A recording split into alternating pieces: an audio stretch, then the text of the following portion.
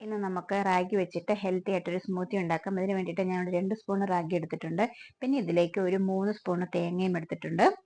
തേങ്ങ ഓപ്ഷനിലാണ്, നിങ്ങൾക്ക് അല്ലെങ്കിൽ പാല് ചേർക്കാവുന്നതാണ്. പിന്നെ ഒരു കഷ്ണം ക്യാരറ്റും ഒരു കഷ്ണം ബീട്രൂട്ടും കട്ട് ചെയ്ത് വെച്ചിട്ടുണ്ട്. ഇത് നമുക്കൊന്ന് വേവിച്ചെടുക്കാം. പിന്നെ ഒരു 2-3 ഈന്തപ്പഴം വേണം മധുരത്തിന് ആവശ്യമായത്.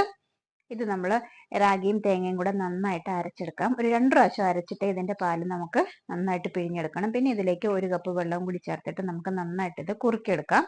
കൈവിടാതെ നമ്മൾ ഇളക്കിക്കൊണ്ടിരിക്കണം, ഇല്ലെങ്കിൽ ഇതിന്റെ അടിയിൽ പിടിക്കും. റാഗി ഒരു 4 മണിക്കൂർ കുതിർത്തിട്ടാണ് നമ്മൾ അരച്ചെടുക്കേണ്ടത്. നന്നായിട്ട് കഴുകിയെടുത്തിട്ട് കുതിർക്കണം.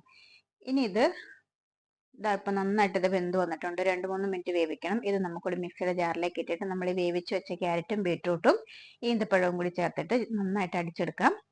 ഇനി നമുക്കൊരു അലങ്കാരത്തിന് വേണ്ടി കുറച്ച് ബദാം കട്ട് ചെയ്തതും കുറച്ച് ചിയ സീഡ്സും കൂടി ഇട്ട് കൊടുക്കാം.